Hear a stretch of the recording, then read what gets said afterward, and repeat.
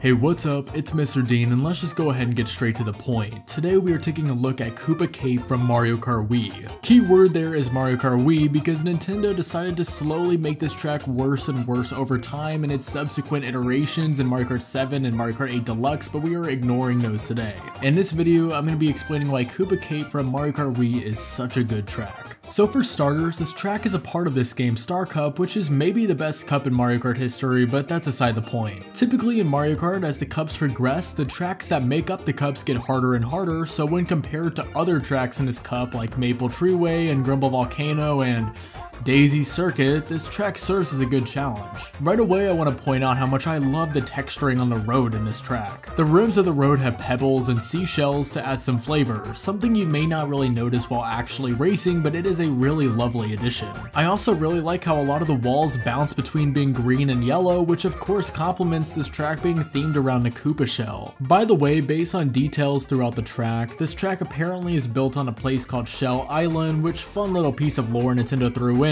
which lore may be a pretty big overstatement actually. As for other fun little set pieces throughout the track, we have some yachts, which this one in particular seems to be having a hard time navigating where it is supposed to be going. Right from the beginning of the track, this massive Koopa shell is visible in the background, which reminds me a lot of the Yoshi egg in Yoshi Falls. This red shell balancing on top of the green shell is a cool little addition, although you can only really see it whenever driving into the underwater section. And finally, whenever you go over the first ramp, you have a massive Koopa looking down at you as you drive under it. That's just for the visuals, however that's just the beginning of the story here. To me, there are three parts of the track that make it stand out as much as it does, those being the rushing water section, the underwater tunnel section, and the final turn. First up is the above ground rushing water section, beginning at roughly the halfway point. Now this isn't the first time a Mario Kart track has the ability to drive on or through water. In fact, every single game had a track like that. Even Yoshi Falls on Mario Kart DS had rushing water, however it was not used to propel you forward, which Koopa Cape does. Driving on the rushing water helps you move faster, however right away you can drive underneath the blue shell in order to quickly get an item.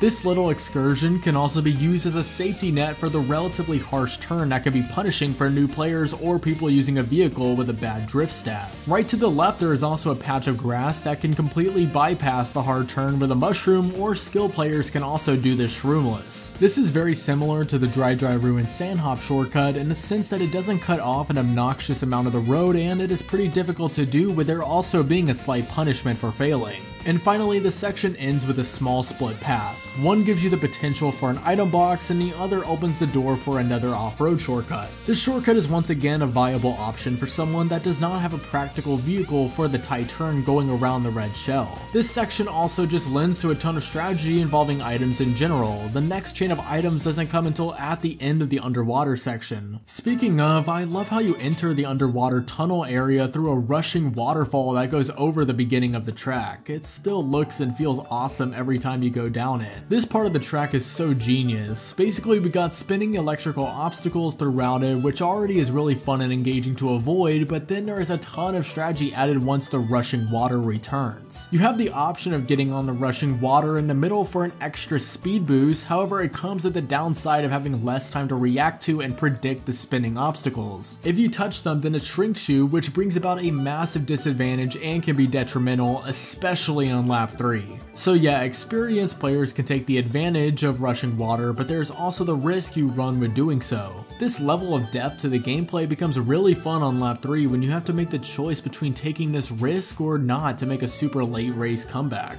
Also, I feel like it goes without saying, but this part just looks so cool and unique to drive through. In its later iterations, this would become a straight up underwater section, which is cool and everything, but this is definitely cooler. This then leads into the final turn of the track, with the tight part of the turn being held down by a Yoshi Falls-esque rushing water part. Touching the water without a mushroom is bound to cause you to respawn, so it basically serves as a late race shortcut. So if a player pulls a mushroom or star or something like that back when item boxes were really prevalent, they can choose to take the risk of holding on to it for this shortcut while also running the pre-mentioned risk during the underwater part. I also really like this ramp since you can trick against the side of it for a pretty difficult load trick, which failing will likely quickly shoot you into the water. Since getting air in this game is a bad thing and causes you to lose time, low tricks like these are very valuable, especially late in a track like this. Finally, we have a small half-pipe ramp which also has some item boxes, so assuming it isn't lap 3, that is another option you can take. I personally love the implementation of half-pipe ramps with items like this since it lets the racer lose a few seconds in the moment in order to potentially make up that time and then some later in the race. The TLDR of this video is the creativity of the layout of this track. This was the first real experiment of altering the speed of the racer and using it to create nuance in the track. Of course, this is also a really fun track to look at, filled with personality just like the other offerings that Mario Kart Wii had.